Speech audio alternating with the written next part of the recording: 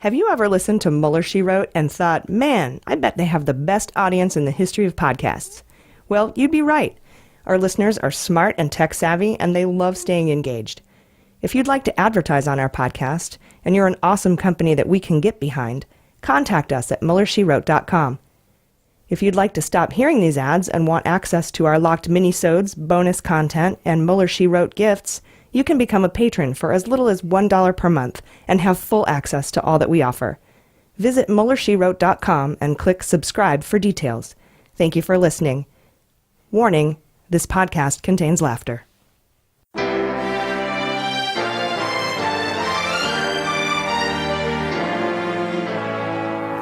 So to be clear, Mr. Trump has no financial relationships with any Russian oligarchs.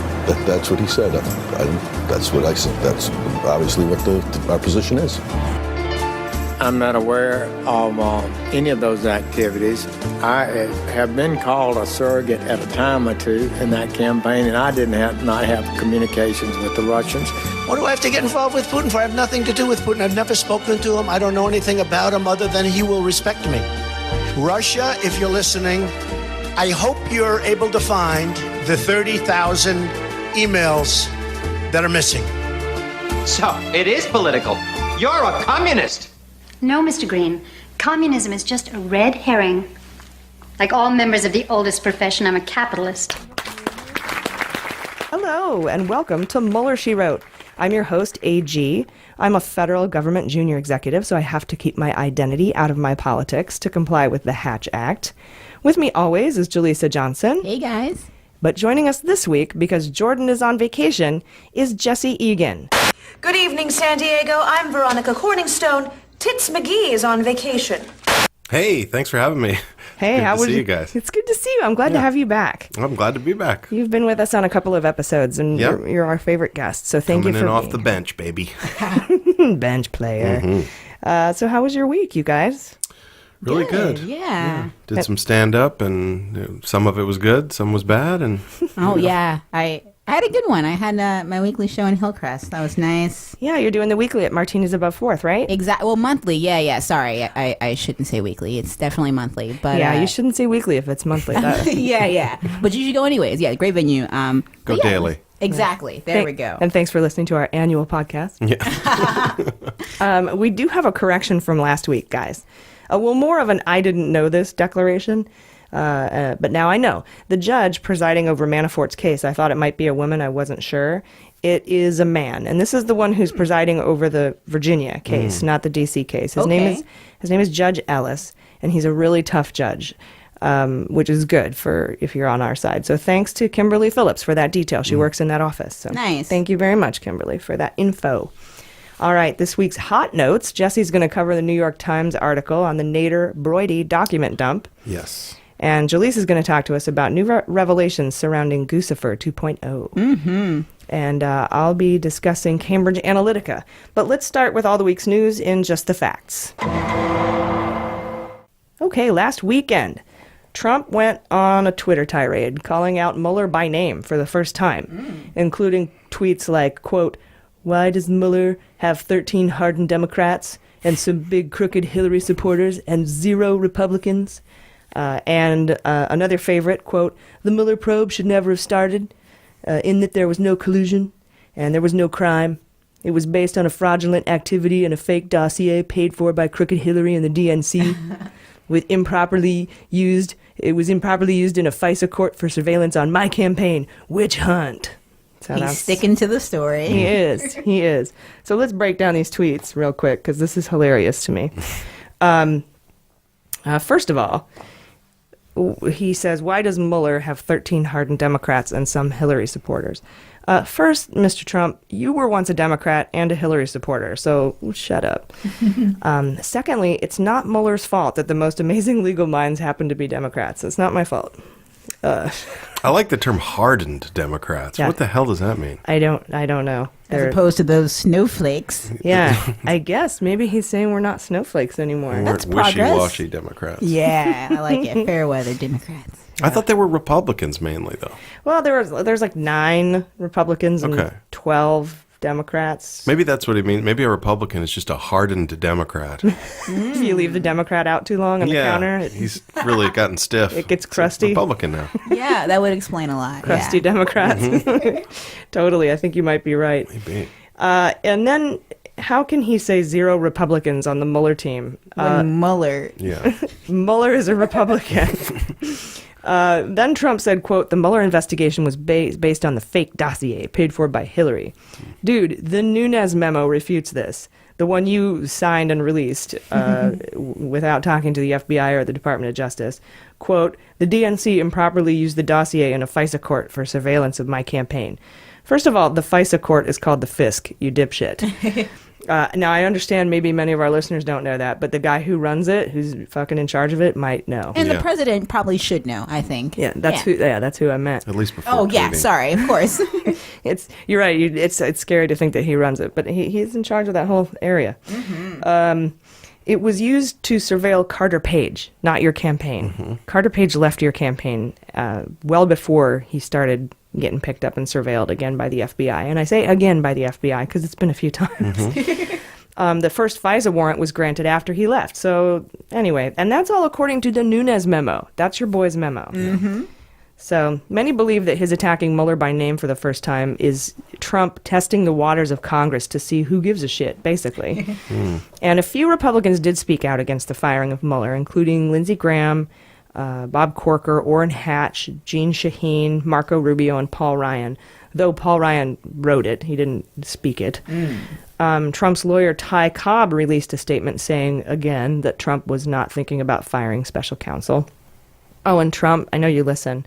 Special counsel is COUNSEL, not CIL. So just, And, I mean, they're homophones, so, he might not. And that's not a gay term, Mr. President. That just means they're two words spelled differently that sound the same. That's what a homophone is. I feel like I'm taking him to school right now. Yeah, that was a fun one for me to learn. I haven't heard that since, second grade. Yeah, I love it.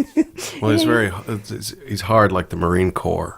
Isn't that the other? The CORE? Yeah. Like the apple core of the Marines. Hardened Democrats on the Marine Corps. Yeah, when you eat a Marine, you're left with a core. A core. That's what the Marine Corps. The inner core of the Marine. There you go. So, also over the weekend, a few Democrats offered to hire Andy McCabe. Remember, Andy McCabe was fired by Jeff Sessions, Trump, last week because of his lack of candor because he can back up Comey's memo. We all know what's really going on. This was when he had 1 day left on his retirement? Yeah, he had like 48 hours left. So all these Democrats are coming forward saying, hey, we'll hire you, man. We'll hire you, buddy. And then you can get your 2 days and then you can get your pension. He hasn't taken any of the offers, and I wouldn't do that if I were him. Why not? Well, first, he can do that after this is all over. Okay. He doesn't have to do it in any given time period. Right, there's no rush, yeah. Okay. And doing it now could look partisan, like he's teaming up with Democrats, and he needs to be credible in his testimony against Trump in the Mueller probe. It could also interfere with any appeal or lawsuit he might bring against the administration for wrongful termination. Maybe if a Republican offered to hire him, it wouldn't look so inappropriate. But that'll happen. But like I said, he can really wait until this is all done and then go to work for 2 days for somebody and get his pension after it's all said and done.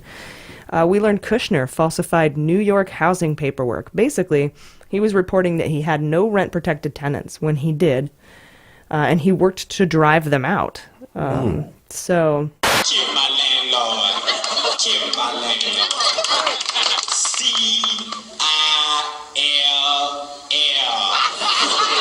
Landlord. Then on Sunday, we learned Dan Scavino's wife filed for divorce. And remember, Julie said, this is the guy you went... Who's Scavino?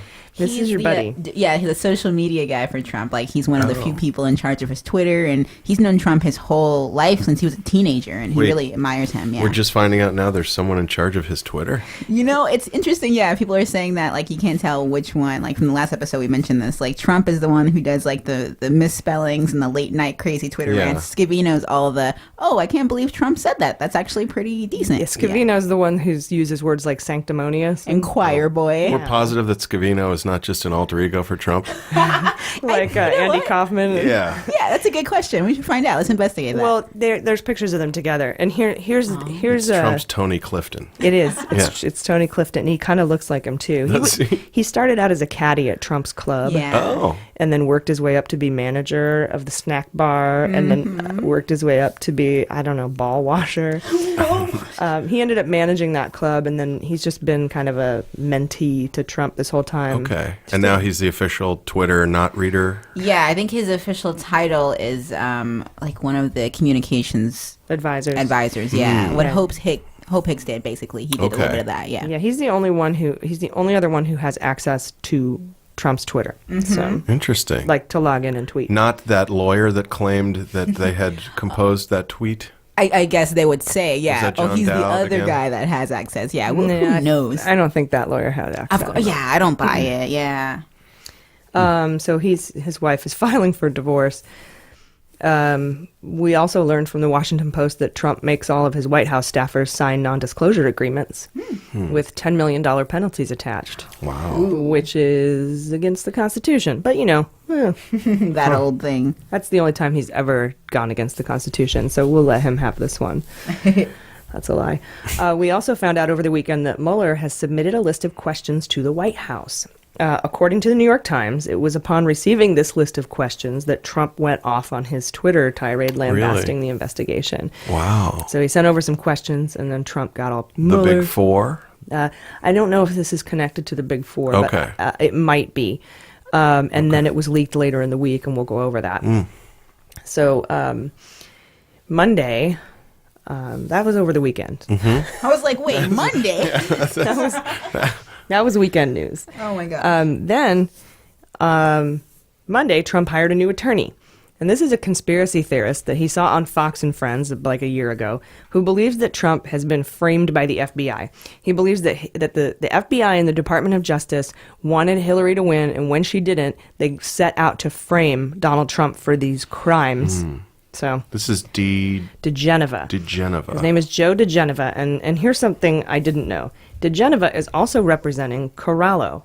Corallo was the legal spokesperson for the Trump legal team, and he quit after he witnessed Trump and company drafting a false statement about the June 2016 meeting on Air Force One. Right. So there could be a conflict of interest there. That was the adoption excuse letter? Exactly. When they decided to say that the meeting in Trump Tower was about adoptions, Russian adoptions. Okay. Despite the emails that came out from DT Jr. later saying it was about dirt on Hillary and that he loved it. Sure. So Corallo quit upon that, and then he's being represented by DeGeneva. Interesting. And if Corallo is a witness against Trump in an obstruction of justice case, Corallo cannot represent... DeGeneva can't represent Corallo and Trump because they're against each other. Love it. Be a conflict of interest. Choose, yeah. DeGeneva's wife represents Sam Clovis. Clovis was the radio personality guy that became the architect of Trump's National Security Council that included Schmitz and Page and Papadop and Ferez and all those dipshits. And that could be a conflict of interest as well. Also on Monday, a whole ton of news started to drop about Cambridge Analytica and Alexander Nix, the CEO. He's the CEO of the parent company of Cambridge Analytica. Okay. I'll be going over this in detail later, but as you know, last week we reported that Cambridge Analytica stole 50 million Facebook users' data and used it to manipulate the election. Yeah. So that's... And Zuckerberg apologized? Yeah. My bad. Oops. We learned that Trump's lawyers had their first face-to-face meeting with Mueller's team just before Trump went nuts on Twitter last weekend. That's probably when he was presented with the questions.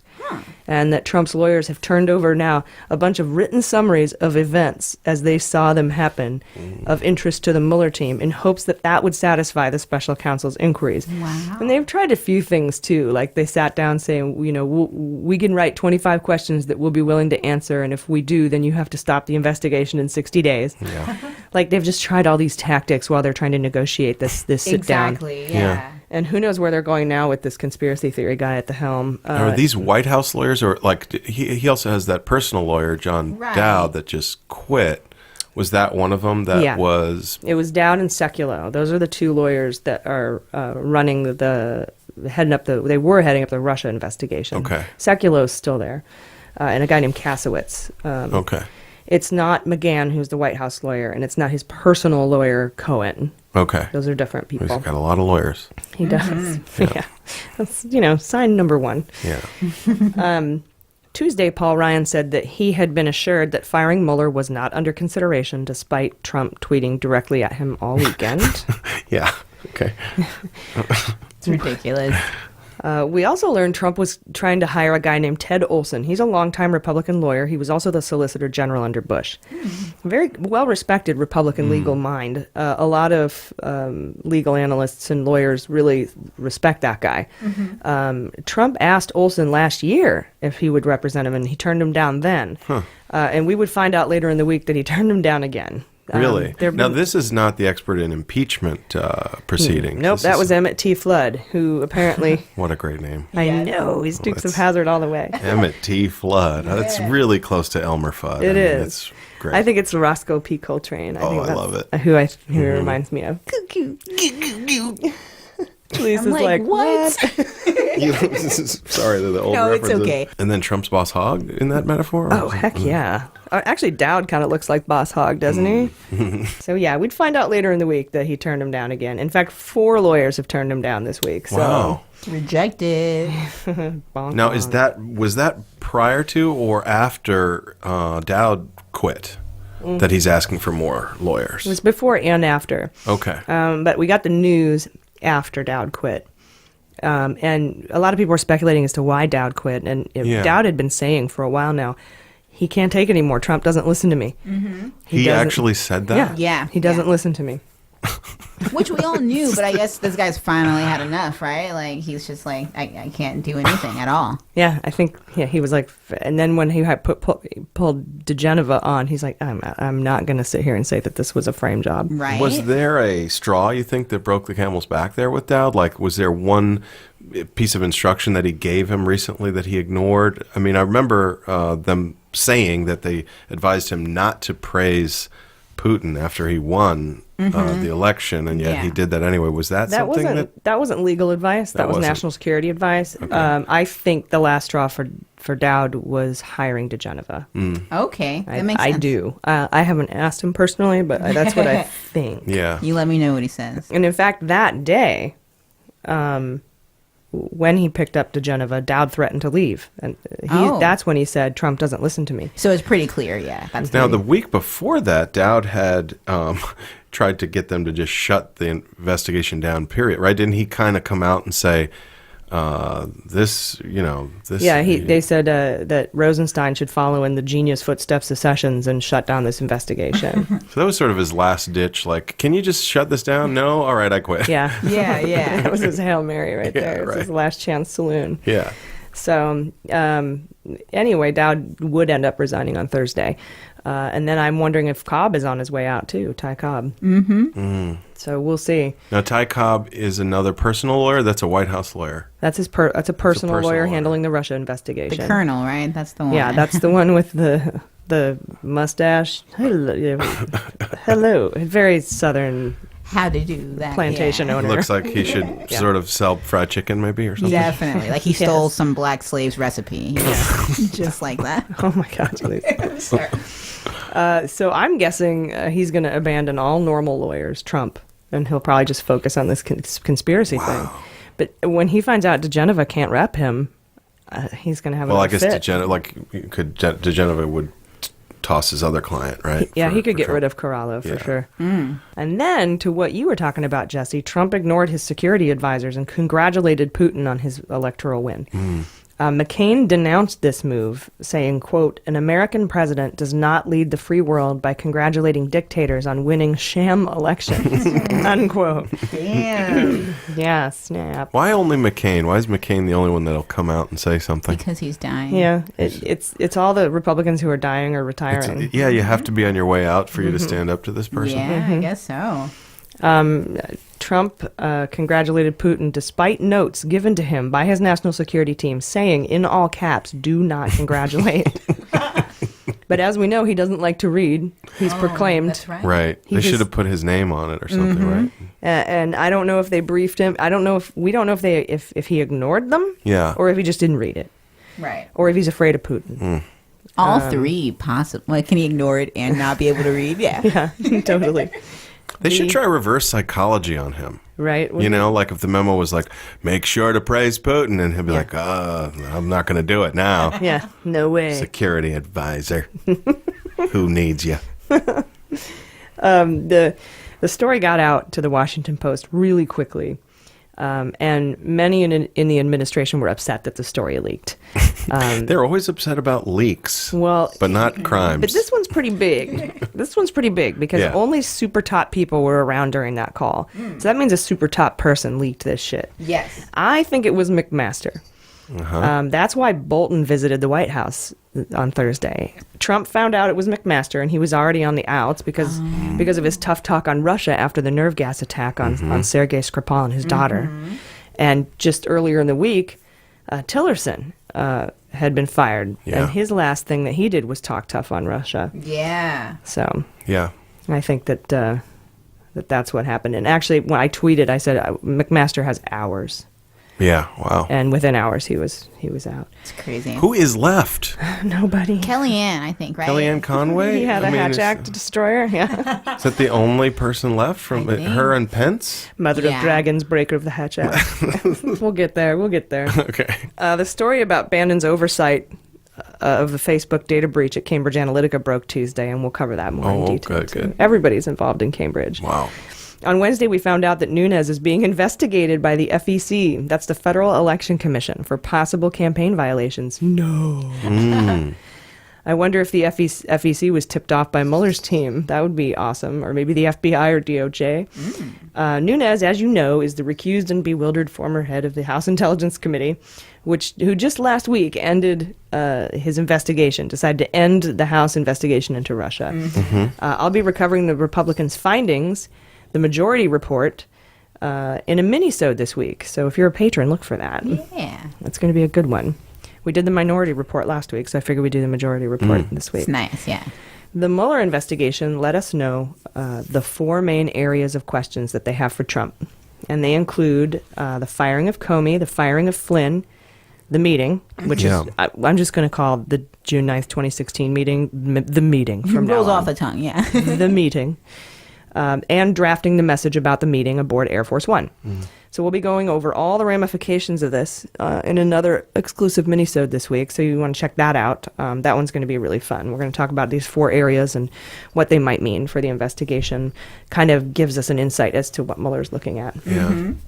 Who wants to hear from Trump's mouth his explanation on those four topics, huh? Yeah, he's got a lot of questions for him. Yeah. Probably questions he already knows the answers to. Right. Oh, yeah. And has documentation to back up. He rarely brings people in for interviews if he's fishing. Yeah. He fishes in the small pond and then gets all the info and then goes after the big It'd guy. be fun to date him. He would do all his research, you know. He'd be like, well, Allison, I know you don't like white chocolate, and tonight we're going out for sushi. Whoa, dude. Yeah, but I can't have a night to myself, right? Seriously. Like, well, I understand that you're a hardened Democrat. Huh? He'd be like, where were you tonight? And I'm like, you tell me, man. You tell me. You know. Also on Wednesday, the New York Times released documents between Nader and Brody.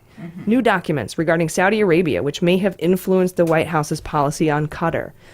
We learned a few weeks back that Kushner's dad tried to get a loan from Qatar, and they turned him down. So now we have competing reasons that the policy on Qatar took a 180. Because we've been friends with Qatar for a long time. We have a base there with like 8,000 troops. Well, a lot of troops. So, but Jesse's going to go over this article a little bit later in the show. And that's how you say that, huh? This whole time I was thinking it's Qatar. Yeah, I thought Qatar. So some people Qatar? say Qatar, some people say Qatar. Legend of Qatar. Yeah. I like that. I say Qatar because that's what Trump's going to become after all this. Coors Qatar is a delicious Middle Eastern beer. No, it's not. I didn't think there was so such convinced. a thing. Yeah. That's a 90s Non-alcoholic? beer. Yeah. Later on Wednesday, The Intercept reported that Imbissa said he got Jared Kushner in his pocket. Now, note that this is Imbissa, not Imbiza. Mohammed bin Salman is the crown prince of Saudi Arabia, whereas Mohammed bin Zayed Al Nahyan, he's the crown prince of Abu Dhabi, and in charge of everything in the UAE, the United Arab Emirates. Okay. So UAE is Imbiza, Saudi Arabia is Imbissa. MBS. It sounds like bowel problems. Right. Yeah. Well, Mbissa, the Saudi guy, bragged to Mbiza, the UAE guy, that he's got Kushner in his pocket. And that was after Kushner made an unannounced trip to Riyadh last year. And apparently Kushner briefed the crown prince on all Saudi leaders that were disloyal to the crown. Yee.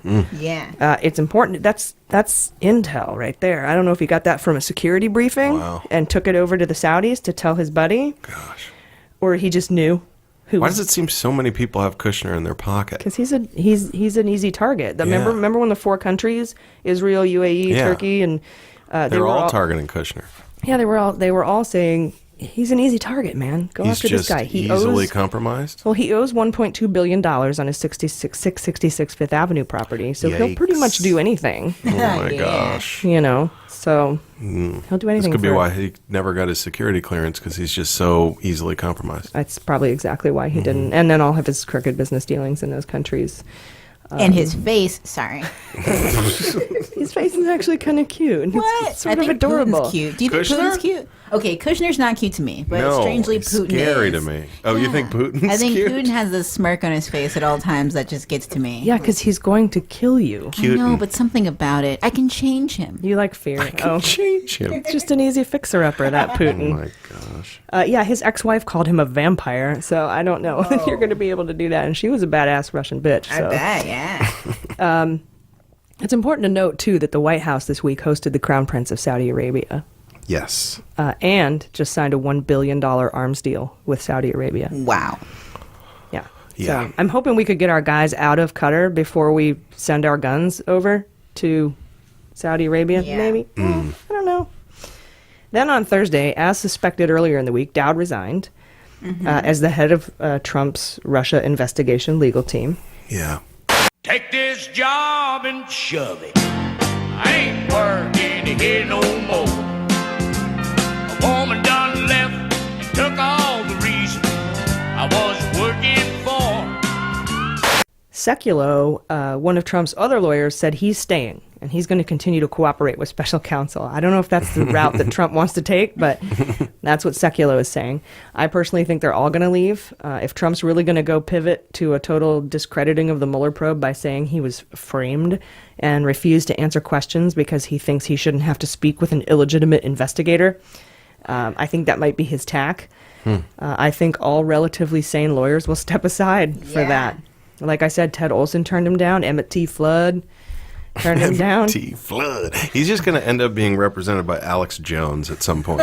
Buford T. Justice. Buford T. Justice. You're probably totally predicting the future right now. That's who I was thinking. New Buford T. attorneys from Justice. InfoWars. If anyone has ever seen, what is that? Smokey and the Bandit. Cannonball Run. Oh, is it Smokey and the Bandit? He was in Cannonball Run too. Okay. Jackie Gleason. I'll Google it. Yeah. There you go. Buford T. Justice. Okay. I think it's going to be DeGenova, which means Corralo will have to get a better lawyer. And Mueller will be left either writing his report without Trump's input, or he'll compel Trump to testify with a subpoena. He could also simply indict the president. Yeah. But we know there's legal questions about the feasibility of that. We've gone over that in previous episodes, particularly episode 7. I think we covered it pretty handily. Go back and check that out if you so desire. But remember, our sound quality has gotten decidedly better since then. The Associated Press announced, and what a shock, that the Trump administration approved that $1 billion arms sale to Saudi Arabia. It includes more than 6,500 missiles. Wow. Yeah. Scary. Could you imagine them all coming at you at once? Like, what is life? Like, what? Why? They would be aimed at our enemy. They're probably Iran. True, unless Trump somehow sends it in the wrong direction. I have no faith. Like in Superman. Oh. The old Superman, too. We also learned Thursday that Guccifer slipped up and revealed that he's not a lone actor. But a Russian spy. Yeah. Jaleesa has that. You act all surprised, but you have this report. It gets me excited every time. Yeah, it's my favorite news. That's me. That's me. This is a huge deal, you guys. This is a huge deal because this was. Remember when Trump was like, I don't know if it was Russians. Could be China. Yeah, it's a 400-pound guy on his couch. Could be a 400-pound guy on his couch. I think that was a setup to say that it was Guccifer was a lone actor. Yeah. And he was trying to pump that. He knew. Yeah. That's why I think he said that. Kind of like if you can get the 30,000 emails, he knew. Yeah. He knew. Yeah. Now that's speculation. Right, but very educated speculation. Come on. We also, late Thursday, Rosenstein put out a media alert that he would be making a major cybercrime announcement to the press Friday morning at 10 o'clock EDT, Eastern Daylight Time. We all thought for sure this would be the second round of Russian indictments. I thought it was going to be. Everybody on Twitter thought it was going to be. We were all speculating. Yeah. Turns out it was an announcement that 9 Iranians were being indicted in the Southern District of New York for hacking into university systems and stealing research. The reason we all thought this would be about Russia is because if it weren't, it would probably stand to reason that Jeff Sessions would make the announcement. They sent Rosenstein. When it has to do with Russia, they have Rosenstein do it. It's a great point. Or if it has to do with Hillary's emails, because Sessions is also recused in those cases. I'm still not convinced it's somehow tied to the Russian investigation. You're not convinced that it's not. I'm not convinced that it's not. Got it, yeah. It could also have been a move orchestrated by the Department of Justice to make it harder to fire Rosenstein. Oh. With these indictments of Iranians, Trump is anti-Iranian. The new Secretary National Security Advisor, John Bolton, hates Iran. So if he does this thing against Iran and then Trump fires him, he'll be like, you had to have fired me because of the Mueller investigation. Exactly. Not because I'm not doing a good job. That's a really good point. Wow. So... anyway, it would just look extra suspicious if they fired him now. But I don't know what the tie could be. It could be Mueller found this while he was looking at other things. Because we don't normally, it just seems like the kind of news that, I don't know, we don't get, this is all after the DNC hack that we're having these, crazy intrusions. So the connection just may be the fact that it's picking up the pace of foreign hacks. Or he was looking into something and he intercepted communications with Iran between maybe Guccifer worked for them or something. Who knows? Yeah, I guess hopefully we'll find out. Yeah. We may never find out. We may never know. So sad. We'll just have to write it in the movie the way we want it to. Fan fiction, yeah. A report out Thursday evening showed that the Republicans in the House Intel Committee missed 81 things in their investigation. We went over that last week in our minisode about the Minority Report, so we could have told you that. Yeah. They missed That's a lot, though. Over 30 interviews. Document dumps from at least 15 entities and several lines of questioning that never got answered. And we're going to be going over all that in the Majority Report, what they did come up with. Right. Which is so stupid. They missed all the crimes somehow. Yeah, all of it. They just skirted all of it.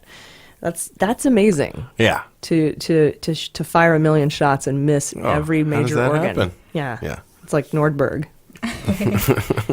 Friday, we learned that the Republicans in the House Intelligence Committee refused to hold a hearing with Mark Zuckerberg, the embattled CEO of Facebook, in the wake of the Cambridge Analytica leaks, showing that the Trump campaign effectively stole the data of 50 million users. All of this on the tail of the HIC, the House Intelligence Committee Republicans voting to close the investigation, shutter the investigation into the Russian election interference. Yeah, how corrupt does that look? Yeah, to really. just say, hey, there's nothing to see here, and they're coming up with crimes left and right behind you, 13 indictments of Russian spy. I mean, how do you just go, nothing to see here, let's close this down? That's what they did. They shut it all down. Right. Yeah, it seems like it's the whole idea of fake news, which is crazy to think that it's so effective. But if you tap into the distrust that people have for the government, you can convince them that anything is possible, and that's what's happening. They're that's what the Russians do. That's their MO. So all of this, Cam Anna, they won't. Cam Anna is what I call Cambridge Analytica. Okay. So if you hear me say Cam Anna, that's what I'm talking about. It's like the J-Lo of scandals. Yeah, it's the El Camino of it's the buttless car of data companies.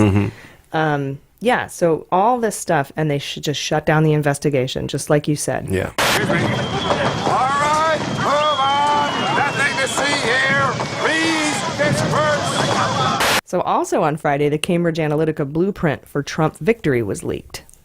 As a 27-page presentation that they gave to Trump. Here's your path to victory. Wow. Why would they leak that? They didn't leak it. An ex employee leaked it. Got it. So I'll go over that more in detail a little later on in the show. We learned the Trump campaign encouraged Papadopoulos to reach out to the Russians. He was encouraged. We've all known this, really, but there wasn't any proof. Everyone's been able to say he was acting alone. He's just doing it on his own. Yeah. But now, 2 years. Yeah, we're just now getting some evidence. Right. Yeah. now we have emails that were leaked that prove it. On Friday, the National Security Council recommended expelling Russian diplomats. This was McMaster's last act as National Security Advisor. Tried. This is his last double-barrel middle fingers to Trump, putting out a public recommendation to expel Russian diplomats. Now it's up to Trump to either take the recommendation or ignore it. And you know he'll ignore it. Yeah, what do you guys think? And so yeah, let's take a poll. So he definitely right away expelled McMaster. Yes. Yeah, that's who got expelled. Right. Late Friday night, Cambridge Analytica was raided in the UK. When reached for comment, Paul Manafort said, "Yeah, that shit sucks, bro." I feel your pain. Those 5 a.m. no-knock raids suck ass. Those are not the best. We also found out that John Kelly was about to fire Secretaries Shulkin of the VA and Carson of HUD, the Housing and Urban Development. But Trump interrupted all that by firing McMaster. Whoa. He did that. He fired McMaster 90 minutes before the Karen McDougal interview aired. That Playboy bunny who told her story. So now the Stormy Daniels interview is this weekend. It's going to happen before this show comes out. And what is that going to be on? Kimmel or what is it? 60 minutes? 60 minutes. Oh, jeez. Wow. Yeah. Okay. Yeah, it's going to get real. Why did I think it was Kimmel? Yeah, there'll be no crude jokes, just real journalism. Yeah.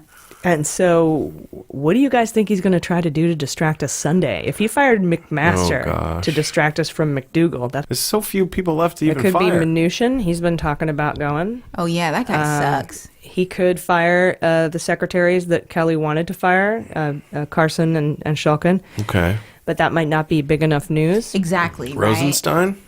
He could. Ooh. Maddow has her money on Trump pardoning Flynn. Whoa. She thinks he'll pardon Flynn on Sunday. I think he'll fire John Kelly. I took a poll on Twitter. 62% thought Kelly would be the next to be fired, and 24% said Mattis. Yeah, it's very likely. Kelly's the guy. But Rosenstein is coming up. Yeah, it's only a matter of time.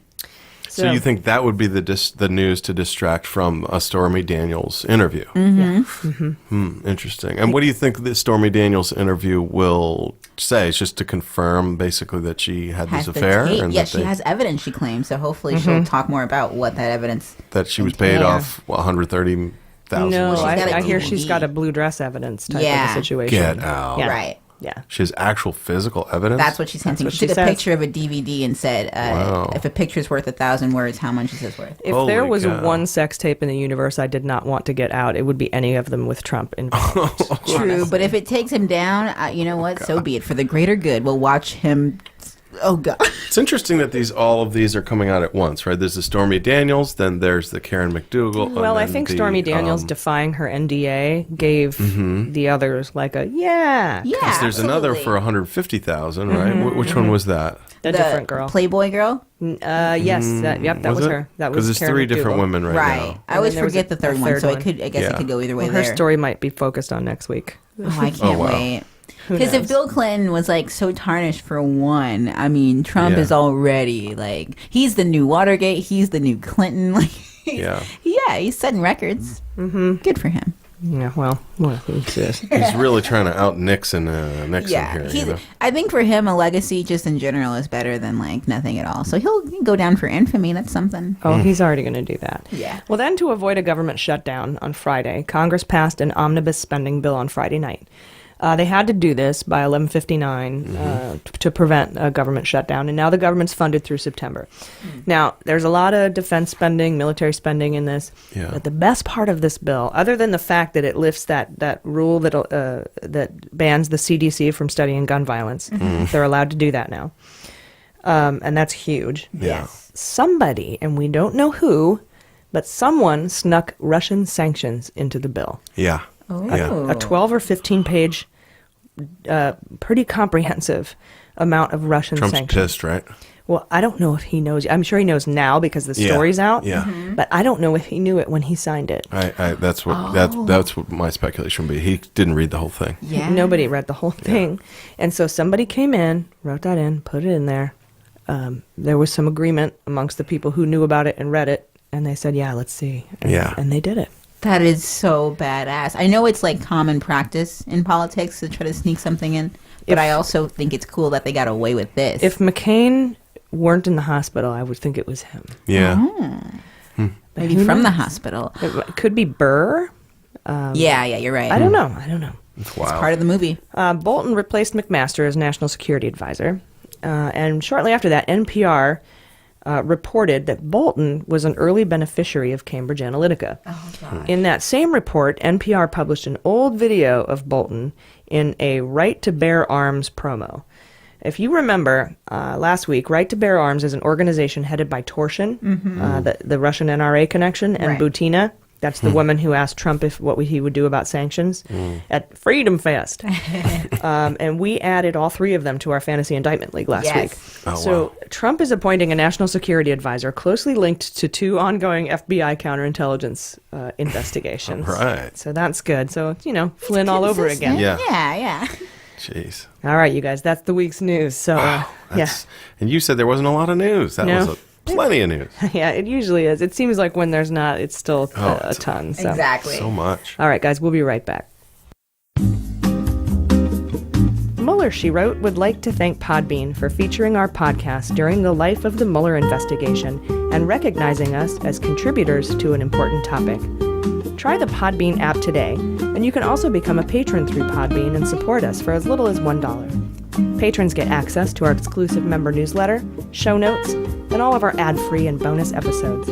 We also send you great gifts like stickers, t-shirts, tote bags, and our forthcoming Sexy Justice calendar. So thank you again to Podbean for the love, and thanks to our patrons for helping us make the podcast. We couldn't do it without you. Okay, thanks again for listening, guys. We seriously could not do this without you. So now it's time for Hot Notes. Yeah. Hot notes. This week, Jesse has some great info on documents released regarding Broidy and Nader. Jesse, what did you find out for us? Yeah, so this article was New York Times. This is my assignment, and it was titled "How Two Gulf Monarchies Sought to Influence the White House" by David Kirkpatrick and Mark Mazzetti. I had to read it several times to get this straight, but it's mostly about 2 important figures. One is George Nader. George Nader is a political advisor to the de facto ruler of the United Arab Emirates, who AG had mentioned earlier is a crown prince. Yep, that's Mbiza. Mbiza. In the Hizza. So George Nader happens to now be a cooperating witness in the special counsel investigation. And that's what brings us into this topic here. So Nader worked for over a year to influence the White House via a top Trump fundraiser named Elliot Broidy. Now, I had to do a little research to figure out exactly who Elliot Broidy is. He's the deputy finance chairman of the Republican National Committee. And he was tempted with the prospect of over $1 billion in contracts for his private security company, which is called Circinus. I'm not sure if I'm saying that right. Circinus is Circumcision. Circumcision is Broidy's security company, and it's a private company that he was getting a lot of money for through Nader. So Nader helped deliver deals worth over $200 million with the United Arab Emirates, and he also flattered Broidy about how well this man dealt with Trump. Oh. Meaning, I guess he felt like he was able to manipulate the White House and Trump through this guy Broidy. Right. So Nader was also an intermediary for Saudi Arabia's crown prince, Mohammed bin Salman. Msiza, who you had, I think, just mentioned, just met with Trump on Tuesday. Yep. So Nader was pushing the White House to remove Secretary of State Rex Tillerson because Nader has this thing, he's trying to get tougher on Iran and Qatar. Am I saying that right? Qatar? Mm-hmm. Yes. Qatar, welcome back, Qatar. And of course, Tillerson was fired last week. And then immediately, according to this article, the president adopted tough approaches to both Iran and welcome back, Qatar. Right. So it's a pretty complicated deal, but basically, just recently, Nader was granted immunity in this deal for his cooperation with Mueller. So Mueller has gotten him to say a bunch of stuff, and in fact, even called him back for additional testimony just recently. Yeah, they gave him full immunity now. That's new this week. He didn't have full immunity before. He was just cooperating. Yeah. So he must have a lot of extra Juicy dirt. detail. Yeah.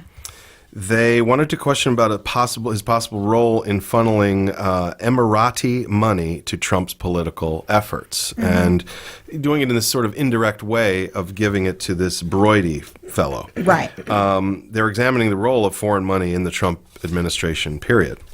But so the start of this whole article is that all these documents were released, emails and contracts and all this stuff in between these two men was provided to the New York Times by an anonymous group that's critical of Mr. Broidy's advocacy of American foreign policies in the Middle East. So it's Brody, me. I did it. Yeah, we don't know who did it, but a spokesman for Brody says he believes the documents were stolen by hackers in Welcome Back, Qatar. I hope it was the same guy who snuck the thing into the bill. Who Right. snuck the sanctions into the bill. Snuck that, yeah, really.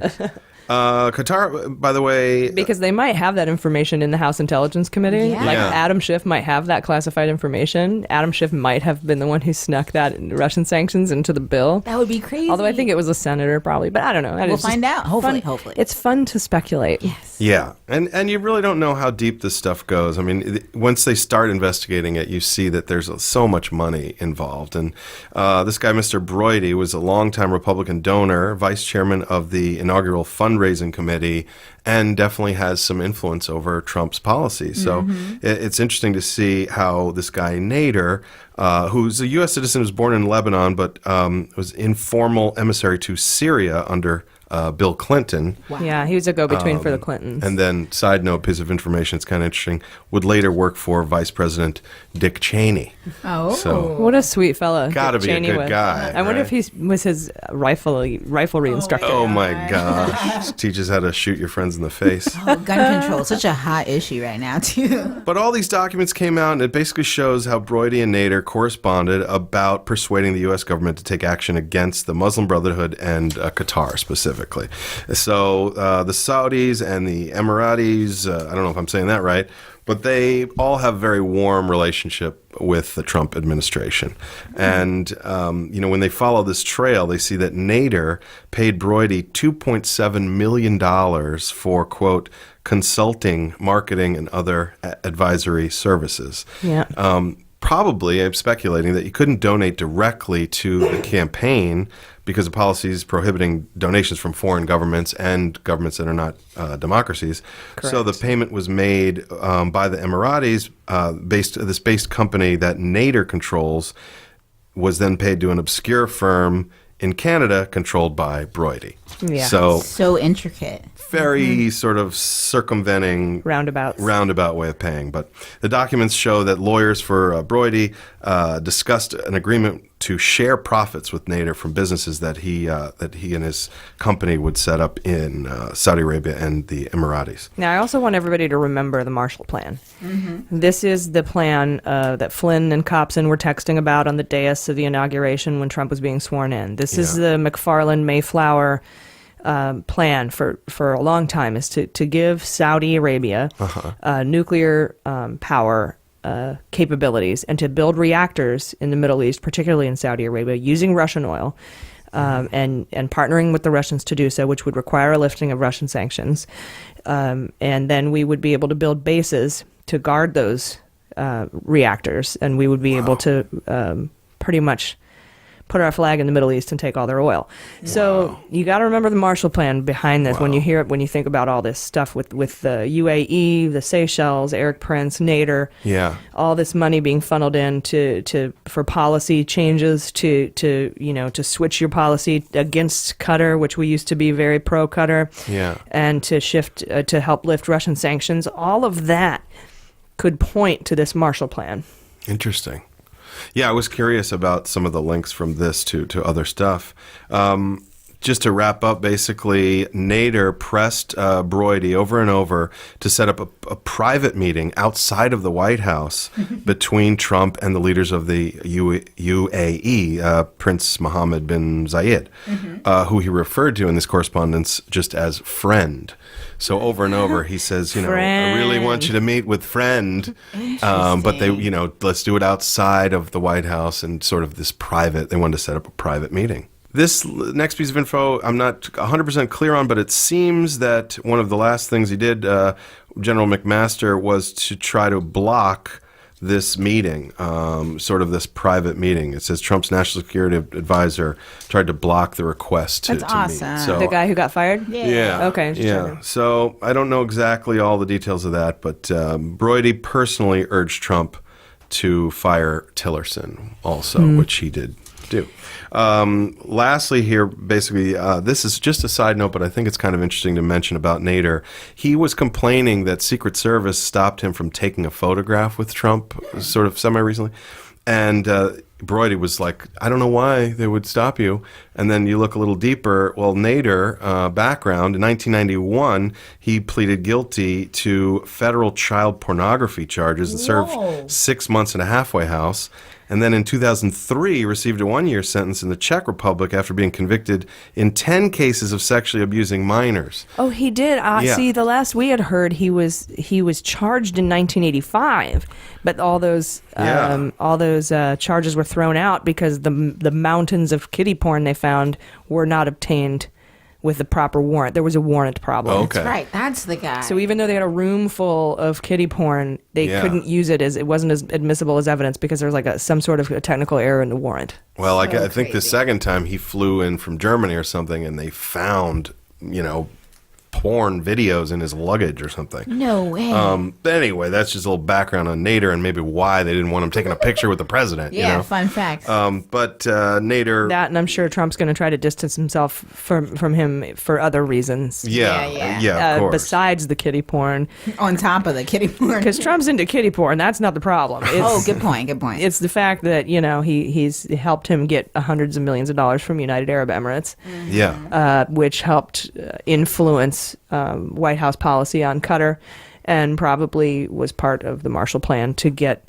And if you remember, just recently, Rick Perry canceled a trip to India, our energy secretary, to go to Saudi Arabia to talk about nuclear reactors. That's right. Yeah. And giving them nuclear, just giving Saudi Arabia nuclear. Now, a lot of news organizations got this wrong. They think we're trying to give nuclear weapons to Saudi Arabia, and that's not what they're doing. They're trying to give nuclear power, nuclear reactors, giving them that technology so that we can build them, make a lot of money with Russia, and then populate military bases over there and kind of get a foothold in that area. Yeah, they in fact, Copson, who's a business partner of Flynn, said he used the word recolonize the Middle East. Wow. Yeah. Wow.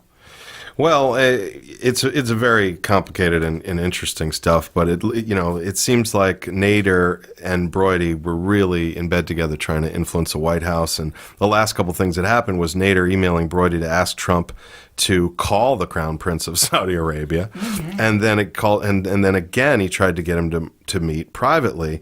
And they were considering a trip to Saudi Arabia to sell the prince on a $650 million contract with Brody's security company. But before they could go, Nader was greeted by the FBI. He was nabbed at the airport on his way to Mar-a-Lago. And Mueller got him. So he flipped him, and he's got him, cooperating. And he's given him immunity. He's given this dirtbag immunity, which means he's got something so valuable. Yeah. And I think it all has to boil down to this White House influence, political influence, Marshall Plan, lifting of sanctions. The whole thing kind of comes together at that point. Reminded me of an episode of 24 where this guy's like keeping some woman as a slave, and they have to pardon him to try to get the I you know, and remember it's the that same guy kind to of find thing. out where the bomb is or whatever. They got this child porn guy, but they're gonna like, you know, give him immunity so that they can get bigger fish, Big Daddy child porn or whatever. To me, child porn is a big fish, and I'm guessing to you too, of course. But to them, it's like, oh, that's small game. You know, They're we've trying all to been get there. the big dog. Well, no, it's a point of leverage. It's not whether it's a small thing or a big thing to them. It's a point of leverage. That's how they see it. Sure. It's like when you we've talked about this in SVU when they shake down a prosy, when they shake down a prostitute to get information on where a murderer was. Yeah. Prostitution, in some people's minds, not mine, is a big crime. But you use that to roll them on a murderer. Right. So it's kind of the just like what he's done with thing. all of these people, with all the cooperating people. They have him for other crimes. I'm still trying to hold out to get Manafort, though. He still hasn't been able to get him to flip him. Yeah, nope, not yet. And I don't know that they will. I really he's don't. a tough cookie. Well, not just that. He doesn't want to get poisoned, and he doesn't want his family to die. Yeah. So He's going to face his 305 years. And he'll die in prison rather than have to go through that. And he must be thinking, I had a good run. Yeah, I guess. I had $1.6 million in Armani suits. Yeah. Oh my God. Drove an Escalade. I had a good run. Pretty crazy. Yeah. But anyway, that's my report on that, and hopefully that wasn't too convoluted. But No, it was great. Thanks for that. I enjoyed that, yes. Now, a crazy thing happened on the way to hacking the DNC. Jaleesa has a report about Guccifer 2.0 Yes. that closes the loop between Russian hackers and the Trump campaign. And Stone and Credico. Okay. Stone and that guy, I think, are the fulcrums. Jaleesa, why don't you take it away? Yes. So, little context here. For those of you that don't know, Guccifer 2.0 is the guy that hacked the DNC in 2016 and leaked the Hillary-related documents to WikiLeaks. So, he's not to be confused with the original Guccifer, who became well known in 2013 for launching hacking campaigns against celebrities and politicians. That's the original Guccifer, the OG. This guy we're talking about, he's the Guccifer 2.0. So yeah, and he named himself that in an homage. Yeah. Yes, exactly. Okay. There's the connection. So the thing is, Mueller recently took over the FBI's investigation of Guccifer 2.0 after they discovered that he is, in fact, a Russian intelligence officer. So specifically, he's a Russian GRU officer. And from the very beginning, Guccifer 2.0, he's always denied that he was a Russian. Like, he denied that there was any collusion between him and Russia. And he stated very clearly on his website that he was, quote, acting in accordance with his personal political views and beliefs. So he was trying to be the 400-pound lone guy. Exactly. That Trump just happened to mention. They really wanted us to think that Guccifer 2.0 was just a convenient Romanian, they call him hacktivist. I think that's cute. It'd be a funny special title. So here's the real kicker. The FBI learned of Guccifer 2.0's connection to the GRU after he somehow failed to use a private online server, leaving behind a trail of IP logs that the FBI traced back to the GRU headquarters in Moscow. So, oops, Wow. basically. Yeah, this is so crazy. The whole Guccifer 2.0 situation is just moving Mueller closer and closer to That Trump guy's himself. He's totally going to get dead. Yeah, for he's that going to get mistake. so screwed. Wow. Because here's the thing: he could have really slipped up, or something tells me that it's kind of like them to want us to think they slipped up, and really just contributing to the chaos of, oh, Trump did collude. Like, they're just feeding us the evidence we need to get pissed off at our own government. That's just conjecture. It's like the worst case scenarios that we're just all being trolled. But because, as we covered before, Roger Stone, one of Trump's longtime political advisors, not only admitted to being in contact with Guccifer 2.0 on Twitter, he also published an article in 2016 in Breitbart calling on the media to stop blaming Russia for the hacks. So he even wrote in the article that Guccifer 2.0 is the real deal. Oh, and I do need to apologize to our listeners for tempting you to Google Roger Stone's tattoo. Nixon tattoo. Yeah. I'm really sorry about that. Some were very unhappy about that. That's my fault. Yeah, I feel like I tweeted that. But it's a tough one to look at. Yeah, sorry about that.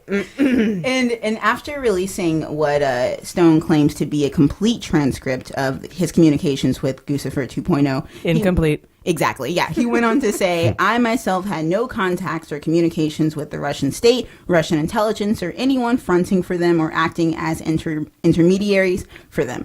So, well, he probably said that thinking that WikiLeaks is not a Russian state. Exactly. It's not part of the Russian state Right. when they have been called that by Pompeo. Well, now we know, yeah. Assange. Who's not exactly a left-winger. Exactly, yeah. With all that being said, some people still actually believe that while Guccifer 2.0's account may be fake, it was probably just created by the DNC and not Russia. So they're basically saying that the DNC was posing as a Russian, posing as a Romanian hacker. That's really interesting because I know that when the FBI told, when they finally got to telling the top at the DNC about that they were hacked, I remember that I can't remember if it was Mark Elias or Mook. Maybe they both had this discussion. They said, "What if we plant really salacious, effed up shit about Hillary in our emails, and then they hack them and then release it?" And then they went, "No, that's a really bad idea. They'll believe whatever it is, and we'll sound insane." Mm-hmm. We'll be like, "No, we planted that there." Sure you did. Crazy. Yeah. But now they're accusing them of planting that there. Wow. This is where the movie would probably get really crazy. Like, I'm just reading this, and it's like a turducken of treason, as Amanda B would put it is. Yeah, it's funny. It's Russian nesting dolls. It's insane. Great. So what does this mean for Mueller and his team? Perhaps just like the 13 Russians who were indicted last month for working on the troll farm, maybe Guccifer 2.0 is next to be indicted. I think that's, for me, that was what I kind of took away from it. But also, the Daily Beast reported that Mueller has now brought on to his team the FBI investigator who tracked down Guccifer 2.0. So that's just why I think they might be targeting him for sure next. The guy who tracked down Guccifer 1. I thought it was the OG Guccifer. That they got? Well, that guy's already in jail. Yeah, I thought that he brought on the FBI guy who got... Oh, is that who it was? Okay, there we go. So, who got for Guccifer. Clarification, that it was the original OG's investigator who was brought on. I didn't know that. Yeah, the original Guccifer. Got it. Yeah. The original OG. Yeah. Dude, that is so insane. Can we start calling Trump Nixon 2.0? Or he's not smart enough. He's not smart enough. That's exactly true. Nixon was a genius. I wonder if Trump knew... Guccifer? Well, this whole time that Guccifer was a Russian guy, but was saying that it was a lone actor. It sounds like he and did. Guccifer was saying he was a lone actor, and I wonder if Mueller can prove that. Because why wouldn't he say he was framed sooner? Trump was so quick to say, no, it's not them, for sure. And now he's like, oh, I might have been framed? Yeah, I don't know, you guys. I don't know. All right, well, thanks a lot for that report, Jaleesa. Thanks for your hot notes. Nice. Ready for some hot notes, baby. All right, I'm going to try... I'm sorry for singing. I'm going to try to consolidate all the news we got this week about Cambridge Analytica. Mm-hmm. Please let me call him Cam Anna from now on. Cam Anna. Cam Anna. Cam Anna. Now we're not going to do Toto. Sorry. I need to stop singing.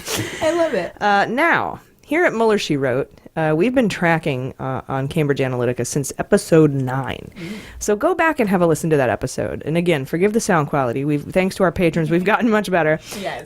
We've upgraded our equipment and stuff. But that was before we had all this, awesome stuff to help us to get better. But check out episode 9. It's the content that matters. We start with a New York Times piece that came out over the weekend while we were recording last weekend, out on March 17th, about Cam Anna and its ties to a Russian oil giant called Lukoil. Lukoil was interested in how data could be used to target American voters. But in an interview with British Parliament, CEO of Cam Anna, the parent company in the UK, his name is Alexander Nix, said he never worked with any Russian companies. But in 2 documents obtained by the New York Times, Nix said that he had done business with Russia. A Cam Anna co-founder named Christopher Wiley confirmed that the Russian oil company had met with Nix to understand how to influence American voters. And it's important to note that Lukoil is sanctioned by the U.S. Treasury. Okay. Wiley is the redhead kid that's out on all the interviews, and you see him on all the photos of the articles that are coming out about this. He's the former co-founder. Okay. Of Cam Anna. He's defected and he's telling his whole story. Nice. That's where a lot of this is coming from. Very nice. And Channel 4 in the UK. We learned last week that 50 million Facebook users' data was stolen. Alexander Kogan, that's a Cambridge University professor, orchestrated the data heist by saying it was going to be used for academic purposes. As it turns out, Kogan had unreported ties to St. Petersburg State University, and he had been getting grants from them to research how to weaponize social media. Wow. So we then learned that Cam Anna has ties to Eric Prince. In 2017, Alexander Nix started a company with two other men called Emerdata. Emerdata shared its address with a shell company that was in the Panama Papers, by the way. But just a few days ago, Emerdata updated its information by adding a director named Chun Shun Ko and changed the address to 16 Harcourt Road in Hong Kong. That's the same address as Eric Prince's company called Frontier Services, and Chun Shun Ko was the co-founder of Frontier Services with Eric Prince. As we know, who Eric Prince is, the guy who met in the Seychelles. He was the Trump surrogate that met with the Putin surrogate and the UAE to talk about sanctions relief. Right. So now we have the UAE, Mbiza, a Russian oil company, and Cambridge Analytica all tied together. Then, as if it couldn't get any weirder, the Mercers were added, the people with the most giant foreheads in the world. They were added as directors of Emerdata this week. So the Because of their giant heads? Yes. Cool. Oh, yes. No, the Mercers run Breitbart. They gave big lead to the Trump campaign. So Big league. that's the Mercers. Then Monday, undercover tapes of Alexander Nix detailing a variety of underhanded methods they could use to influence elections surfaced. Channel 4 did this kind of... Yeah. This is the British fellow talking, right? Yeah. This is the British CEO. Well, yes, but Channel 4, the British television company, did an undercover op to interview this guy, Alexander Nix, the British head of SCL, which is the parent company to Cambridge Analytica. Okay. So, and here are some of the things they said. Quote, "The two fundamental human drivers when it comes to taking information on board effectively are hopes and fears, and many of those are unspoken and even unconscious. You don't know that was a fear until you saw something that just evoked that reaction from you." And another one was, quote, "Our job is to get it. Our job is to drop the bucket further down the well into the psyche than anyone else to understand why those are really deep-seated underlying fears and concerns. There is no good fighting an election campaign on the facts because it's actually all about emotion." Damn. Yeah, I did see that quote. Yeah, he's definitely... Okay, there's truth to that, but also, fuck him. Like, seriously. Well, it's, if you're going to start a business on how to win a campaign, you don't start with facts, especially if you're running for A major... a Republican. Oh, yeah. Yeah. Well, fears, that seems like a good way to get people to pay attention to social media, too, in general, is just to stoke fears. I've seen that more than hope, obviously, on Facebook. Yeah, fears of Mexicans, fears of brown people, fears of either of those people taking your job, fears of black people with guns, fears of homosexuals coming onto you, fear of being forced to watch gay orgies. Like, I have all those fears. All these deep sea. You have all those hopes and dreams, Julie said. No, you have all these, that's what folks, like especially religious folks, which they target people, they targeted UFC fans, they targeted NRA people. That's where those fears are. And so they poke at those. Then if that weren't enough, we found out Tuesday that Steve Bannon is connected to Cambridge Analytica. Oh, geez. Chris Wiley, the redheaded kid, the former Cam Anna employee that helped break these stories, said that Bannon was in charge of the efforts to collect Facebook data, and he tested the power of anti-establishment messages. Some of the messages that he tested were based on those fears and emotions, like he tested the phrase deep state. That's why anyone who says deep state they've really got you with that. That's deep so state. smart. Is a sucker. And anyone drain the swamp was another one. They also tested pro-Putin messages saying, quote, "Americans like the idea of a strong authoritarian leader and often defend Putin's invasion of Crimea." Wow. On Tuesday, Cambridge Analytica suspended Nix because of the undercover reporting from Channel 4. Bannon helped launch Cambridge Analytica with financial backing from the Mercers, and Bannon received a $125,000 consultation fee. Oh, my God. And Kushner and Bannon helped manage the data firm. Wow. Friday, a blueprint for a Trump victory created by Cambridge Analytica was leaked. This is the 27-page presentation that they used to pitch to Trump.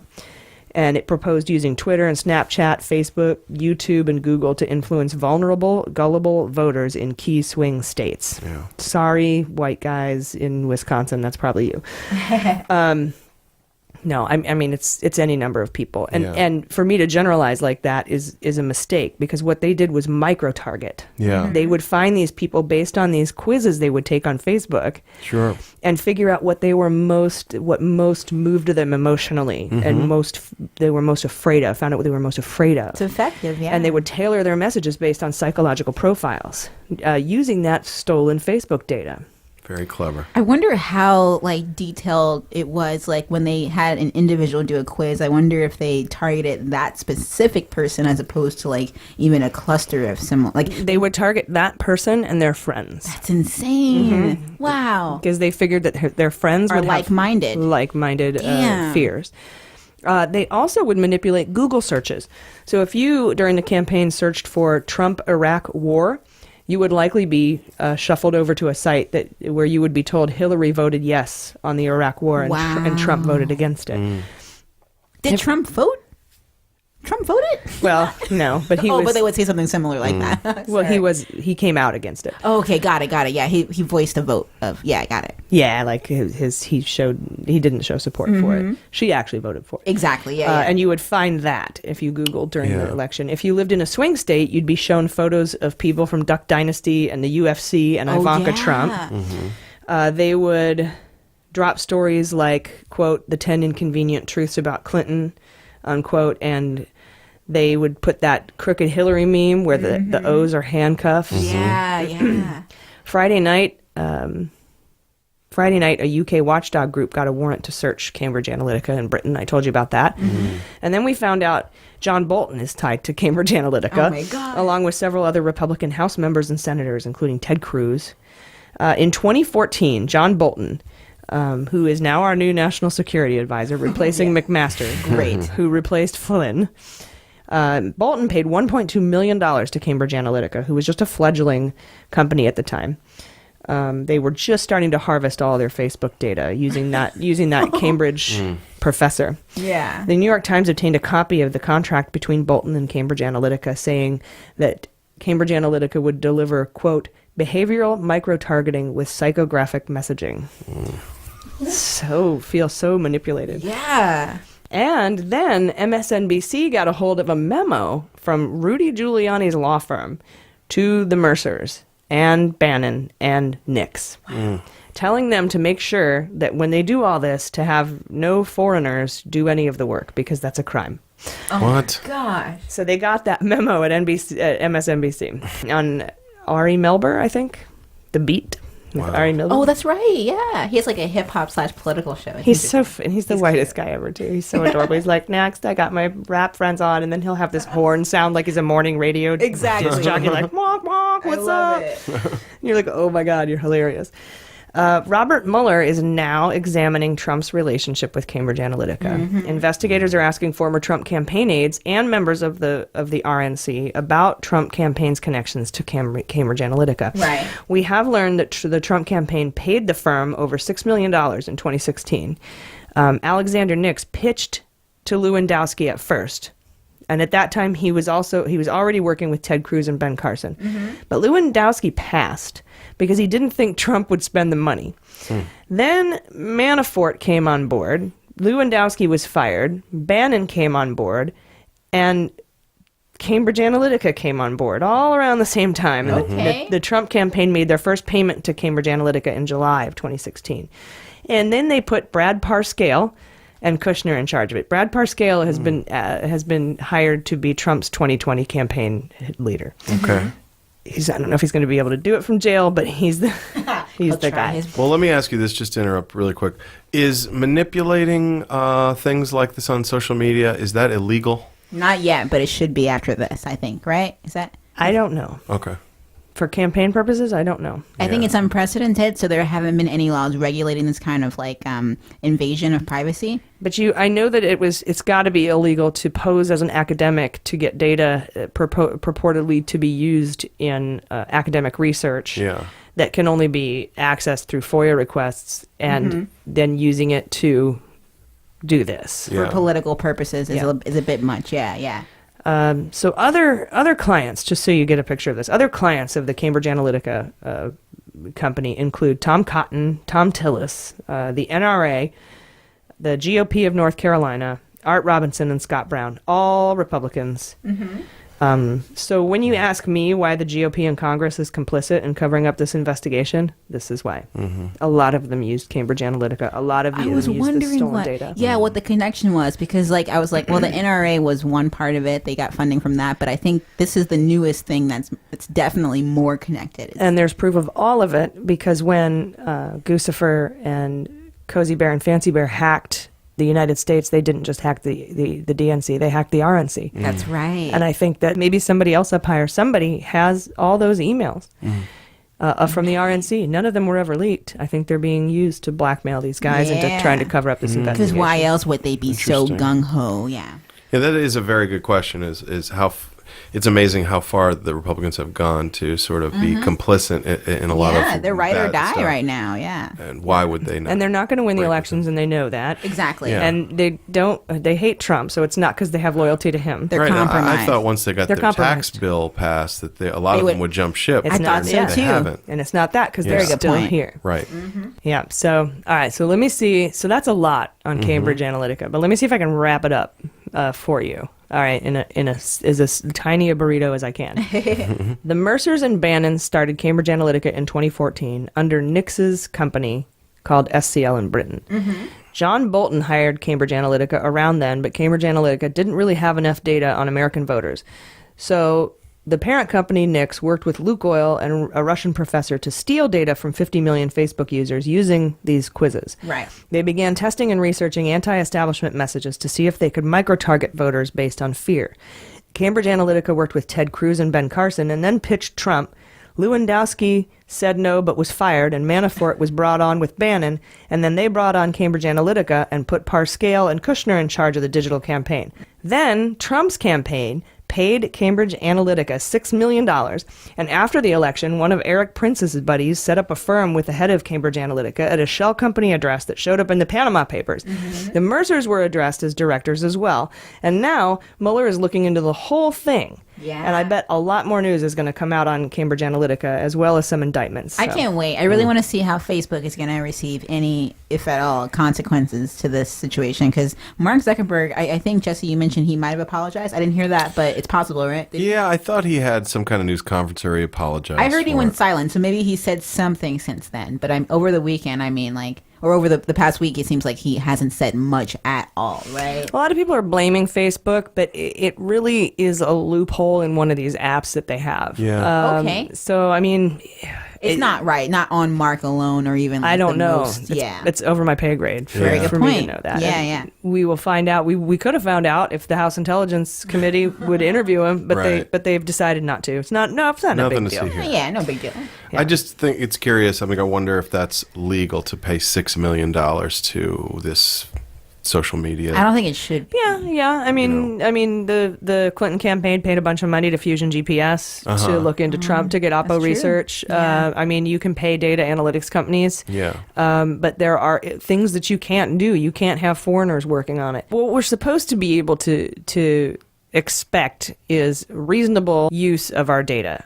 When we sign up for Facebook, we know that they can sell our data, use our data, advertise to us. But what's unclear is whether we have given explicit or implicit permission for you to use our data against us psychologically to win elections. Exactly. And that's where the new law hopefully would come in. To manipulate people with stories that may not be true. That's another question. Yeah. It's really scary to me. All right, guys, thanks so much. That's my hot note. We'll be right back.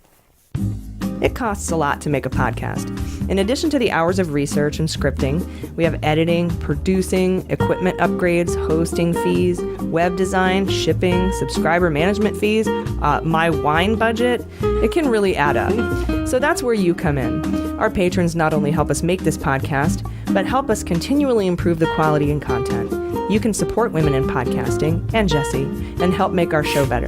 And in return, you get exclusive content, a newsletter, bonus episodes, and thank you gifts. Please consider donating. Even just $1 a month helps tremendously. Visit MuellerSheWrote.com and click subscribe today. And thank you for listening. All right, you guys, we're back. It's time for the Fantasy Indictment League. Yeah.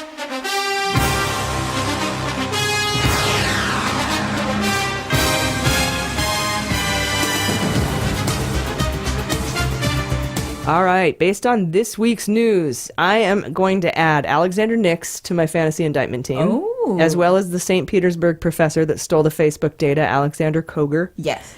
And I didn't have any Iranian hackers on my team this week, so I got 0 points this week. But yeah, that's a good one. I wish. Okay, I'm gonna go ahead and say right now that they were Iranian. So Saudi Arabia, I'm gonna throw in a couple of them. I think I'm gonna throw in some Saudi Arabian. Now that we see the hackers. pattern, yeah. Yeah, and maybe some North Korean hackers. Hacktivists? Yeah. Hacktivists. There you go. Yeah, why don't we just say any hacktivists that's not Russian? I love it. Okay. All right, so those are the really only the big modifications came last week when we had the Minority Report. We added pretty much everybody that was on there, so that was super helpful. All right, you guys, it's time for sabotage. Woo.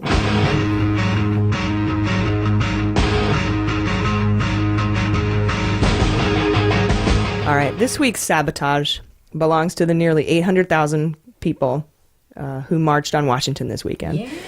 The March for Our Lives brought hundreds of thousands of people to the National Mall and millions across the country together in the single best example of how small and insignificant the gun lobby is. They're throwing a wrench in our political machine, literally sabotaging the status quo. They are rattling the walls of Congress. They're using their voices to take back our schools, our neighborhoods, and our country from the NRA. I am so excited for these unlikely heroes to vote and to run for office and lead us into the future. They make me feel safer than any politician does right now. Yeah. So they're sticking it to the man in ways I wish I always could. So they're amazing. I mean, I just got out of high school, so I think about how even though it's been like 5 years for myself, so much has changed. Like this is not normal for students to be so politically engaged. Like high school students, it's very, very new and just hopeful. It is. It's refreshing because not only are these voters, these are future voters. Mm-hmm. And I think they're just going to take over.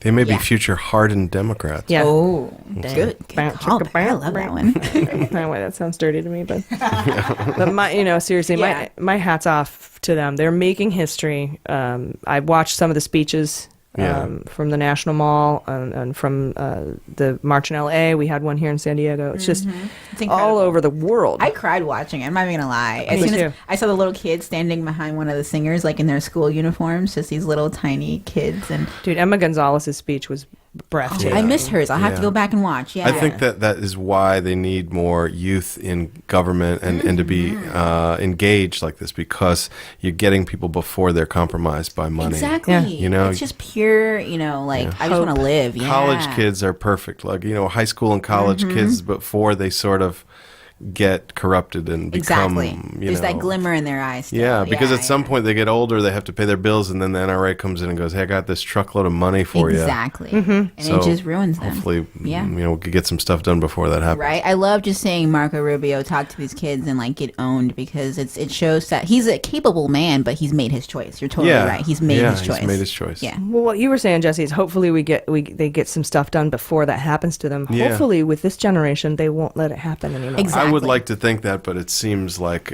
people just get corrupted over time. It's an uphill battle. You're right, you know. but I think like you're saying, if we can get them young to just like see the bigger picture, I think it'll help change the whole idea. Same with preserving the environment. I feel like once they get to an age where you're just looking out for yourself and your future and your money, then people just sort of have a disdain for the planet and the environment and go, well, I'm not going to worry about that anymore because it doesn't apply or to the them. debt or anything. It's it's usually the youth that stands up against things like that, and then the older you get, the more conservative you might That's become. true. That's true in life too. I mean, that's true in jobs. That's true in how you view love. That's true. We become jaded and you start cynical. protecting your interests more. Exactly, and it's so sad. But then there's always Bernie too. Then there's Bernie, right? Exceptions. I don't know. Maybe there's people out there who Ted Devine was working in Russia with Manafort on the pro-Putin Ukraine Yanukovych campaign and then became Bernie Sanders' campaign manager. Wow. So you can change. Wow. Teach an old dog new tricks. I like that. he's an old dog for sure, Bernie. He's an old guy. He's one top of the 1/10 of the one. He's fantastic. The bird. I just can't get Oh The my bird. god. Isn't that like so religious looking? Just like That was amazing. he seems like It was the Portlandia Messiah. looking. Yeah. Is what it was. Yeah. I love it. So anyway, that's my sabotage. Is these kids? They're blowing my mind. That's a nice And, sabotage. I like that. I AG. hope they keep going with it. Yeah. All right, you guys, let's answer some listener questions and read some comments, okay? At JC Doulos1 and Christine Snyder want to know what it will take for the GOP to do something about Trump and if there's anything drastic enough for Mueller to indict Trump on. Somebody might have to shoot somebody in Fifth Avenue. Yeah. I don't know. Seriously. Yeah. I don't know what, at this point, Mueller could put in a report to Congress that would flip Congress to impeach. I think we need to wait until we flip the Congress blue. Yeah. We have to get rid of who's in Congress right now if we're going to impeach Trump. Yeah. That's the bottom line for that. And then anything drastic enough for Mueller to indict on Trump, any law he's broken, he can indict him on. Whether he feels he wants to go ahead with an indictment, obstruction of justice, I think, would be enough to indict him on if he had solid proof of obstruction of justice, which I think he does. If he had solid proof of conspiracy against the United States, money laundering, tax fraud, he can indict him on any of those things. Nice. Yeah. And we know he's got money laundering and tax fraud. And even if you don't want to believe he's laundered money, he has tax fraud. The evidence is just there. We haven't seen it. But we believe. I believe I could. All right, at Mel McBee 23 and Ann Craig asked Mel B. Mel McBee. Oh, okay. Yeah, no, not the co-host of the Miss Universe pageant in 2014. So Mel McBee 23 and Ann Craig ask if Mueller would absorb the Cambridge Analytica investigation, or will a whole other investigation be created? No, I think Mueller. He's already right. Yeah, the news is that he's already investigating this. Frank Dembowski asked if there was a chance Manafort has flipped, but we don't know. Like, is he talking? But like, don't tell anyone I'm talking because Putin will kill my family. Yeah. I don't know. Maybe. Is that a possibility? But I don't think Possible, so. but not likely, right? Well, I don't think so because his trial is set for July 10th. He's already pleaded not guilty, right? Right, but he could plead not guilty publicly and privately be spilling his guts. Oh, you could do that? You can do that. But his trial dates are set for July and September in Virginia and D.C. respectively. If his trials get delayed, then, and they're delayed by the government side, not by the defense, Then there's a chance. we could look into, why is that? Right. But there's no evidence of that so far. He's pushing it back himself right now, right? Well, he tried, but he failed, so it's July and September. Denied. Yeah. Denied. Well, he got never mind. No worries. he got one delayed a month, and the other one he tried to delay, but they pushed it up on him 4 months. Oh my god. They should put another ankle brace on him every time it's delayed. Right? He's got two right now. He should have like 3 or 4 by the end. I'm still waiting for that cartoon for somebody to draw me a Manafort with Somebody like 6 did. teeth. I wish I remembered their name. Someone did a picture, an illustration. It was just 2 ankle bracelets, but No, I want like 80 ankle We need bracelets. more. Yeah, and he but needs good that effort. Yeah, neck one from like, what was it, The Running Man? When they, Yeah. Arnold Schwarzenegger's, Oh yeah. where your head blows up. All right, Saifala Mehdi asked, how much longer until he's impeached? Dude, I That's don't know. tough. Good question. I can't wait. I don't think there's anything that Mueller could say that he's done and prove that this Congress would impeach him for. At least that the Senate wouldn't remove him for. Unless it affected them. No, I don't think so. I don't even think then. Really? I think they have too much dirt on him, and they have to stick behind him no matter what. Even if he turned on them, they'd be like, you know what? He's a good guy. Let's just. I don't think he would do that. He'd be impeached. Probably The not, only yeah. thing that I think he would be impeached for is firing Rosenstein. Yeah, I can see that because they've already said it. Yeah. What if they have, like you say, some of this physical evidence about sexual stuff? Like, that's what they impeached Bill Clinton over. Or try to, right? Yeah. No. They impeached Bill Clinton because he lied about it. Interesting. Yeah. And they actually impeach him? It wasn't incomplete, right? They impeached him. Oh, it just wasn't a complete, like, resignation. It was just a... No, they fully impeached him. The Senate did not have enough votes to remove. Got it. In order to impeach a president, the House impeaches, and then the Senate has to have a 2/3 vote to remove. Got it. Okay. In order to get him out. There we go. Impeachment and removal. Now, so the chances of that are very slim. I would think unless so, he fires Rosenstein. Now, Nixon, his Congress said, we're going to impeach you unless you resign. And so he resigned. Wow. Okay. But that's not going to happen here. I don't think so. I don't think so either.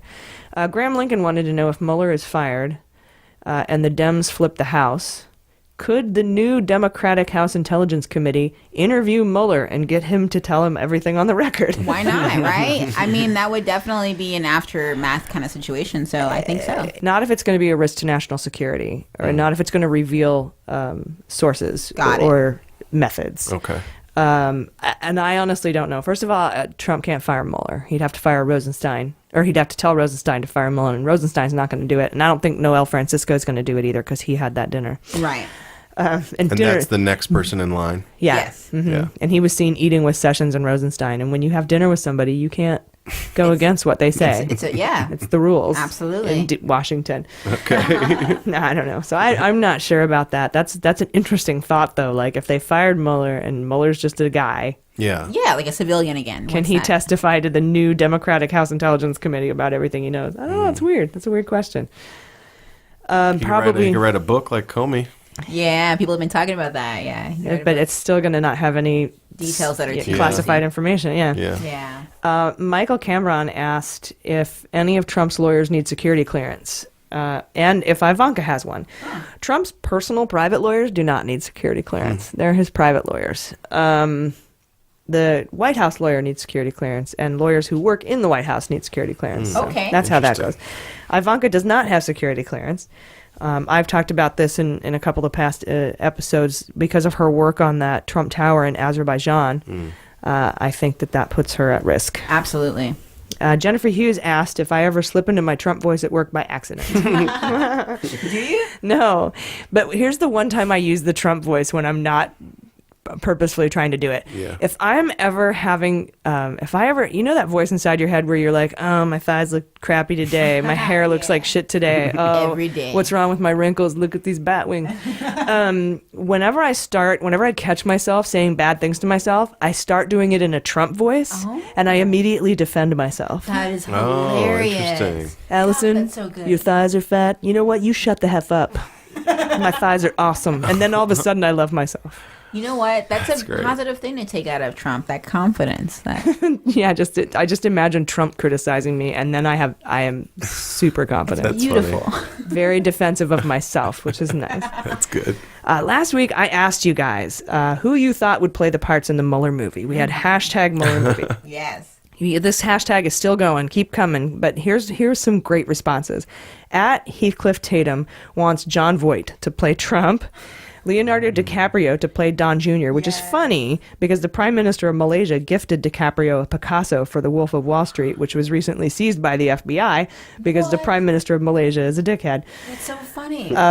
He also said Paul Giamatti for Bannon. Ooh. I thought that was interesting. I like that one. I kind of like a sideways character who's just like drinks the spit bucket of wine and then dumps it on. Pig vomit, right? That's his name. Pig Reprise that character from the Howard Stern movie. Such a good one. Roger Stone should be played by Macaulay Culkin. I'm all for it. That's a good one if you think of how weird he looks now. Definitely. That's We'll just good. get the hair changed. Yeah. Laverne Cox could be Omarosa. It's so perfect. Hillary beat Trump says on Twitter that Harvey Weinstein should have to play Trump for no money. That's funny. Amazing. At Occasionalities, put forth my favorite for Mueller, Hugh Laurie. Who's Hugh Laurie? House. Yeah. Oh, okay. That's perfect. it's Actually, it perfect. looks kind of like him. Who is Yeah. Hugh Laurie? Look, it's I'm my sorry. third husband. That's, Okay. He is Mueller. that's who Hugh Laurie is. Who's playing Kushner? You have that Well, one? here, let's see if we get Kushner down here. Okay. But that guy, Occasionalities also said Bob Odenkirk would be a good Comey, and I see that. I can see that. At Miss Elmira Gulch, that's a great name, asked Elmira Gulch. That is an awesome name. Oh, my gosh. asks for Sarah Baker as Sarah Sanders. Yes. I feel like Sarah Sanders should be played by Elmira Gulch. At Citizen Dane says David Lynch could be Mueller. Okay. At Longsview said Luke Wilson should be Mueller because they have that weird wide jaw thing going on. Oh, I gotta look that one up. Weird wide jaw sounds like Mueller for sure. Luke though. Wilson, the blonde guy, would be. No, the brown-haired guy from Idiocracy. Oh, okay. I'm thinking of his brother. Yeah, I know you're thinking of Owen Wilson. Yeah, Okay. no, Luke Wilson. Yeah. Because he's got that wide jaw. That, Yeah, that's you know, like he's hiding nuts for the winter in his cheeks. He does look like that. Let's see. Who else do we have on here? Wide jaw thing. Oh, Elena thought Sam Watterson should be Mueller. Is he the big mustache guy? Yeah, I've heard that a lot. Okay. At Kyle Crane says a CGI circus should play Trump. Beautiful. I think that's the guy who did Gollum. Oh, Andy Serkis. Yeah, Andy Serkis. Yeah, totally. And let's see. John Hamm could be Manafort. I would be sad about that because I love John Hamm. And Christopher Maloney could be Putin. I see that a lot. Who is that? That's Stabler from SVU. Okay. Okay. At Motel Roach wants Robert Redford as Mueller and Ray Liotta as Cohen. Gene Gaines wants Jeremy Irons as Mueller. But Jeremy Irons is always a bad guy. I don't know how I feel about that. And he's British. Yes. He could be Nix. He could be Alexander Nix. Yeah.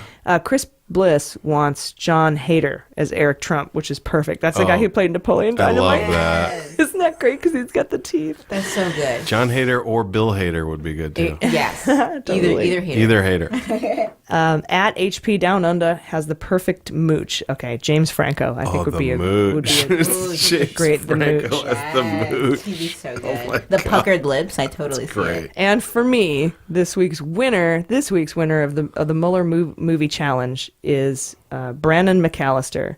At Brandon MC says John Dowd should be played by Timothy Spall. And that is who? That's the guy who plays the weasel rat guy in Harry Potter movies. Oh my gosh. He looks just fucking like That's really him. good. So funny. So I've got one. This is mine for Kushner if you don't have a Kushner. Yeah. Yeah, well, who's You don't have your Kush? My Kushner is a grown-up Edward Furlong from Terminator 2. You remember Edward Furlong? Yes. The You kid? gotta find him. Let's track him down. He'd be perfect for that. He'd be good, right? You know what? He's got the same kind of head. Like, Absolutely. I feel like the eyes, too. The same kind of head, yeah. Like the baby head with the small baby face. head, big giant sort of forehead and the tiny, yeah. something's gone wrong. And I really he like- just looks really drained of all his soul. Life. Yeah. Someone posted a picture of, I think it was like a dog that would play Putin. I thought that was because their that face one was dog spot on. Yeah. looked just like Putin. Yeah, the eyes, the beady eyes, she's like scowling at you. Yeah. It did. For sure. All right, Katrina Wick said on Facebook, quote, I love these ladies. I look forward to the podcast every week. It's funny, witty, and informative. Thank you. Thank you. At Seguria says, quote, I am a probably obnoxiously big fan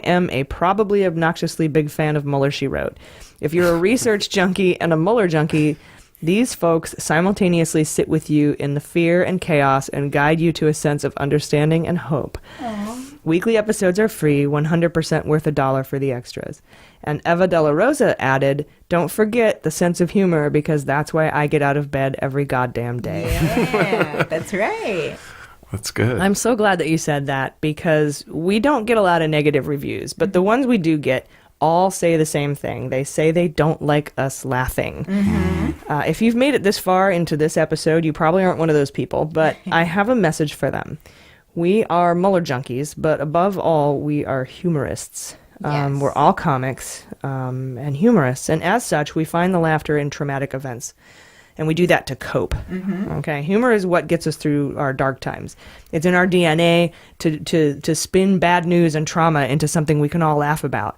Because I don't think it's issues that bring us together. I think it's laughter. Yeah. I think it's our ability to relate on a humorous level to tragedy.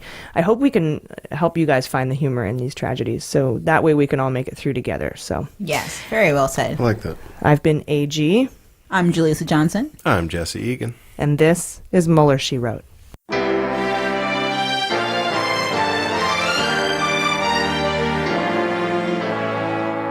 Mueller, She Wrote is produced and engineered by AG with editing and mixing by Julissa Johnson. Market consulting by Amanda Reeder at Unicorn Creative. Our digital media director and subscriber manager is Jordan Coburn. Fact-checking and research by AG with support from Jaleesa Johnson and Jordan Coburn. Our web design and creative is by Joelle Rieger with Moxie Design Studios, and our website is MuellerSheWrote.com.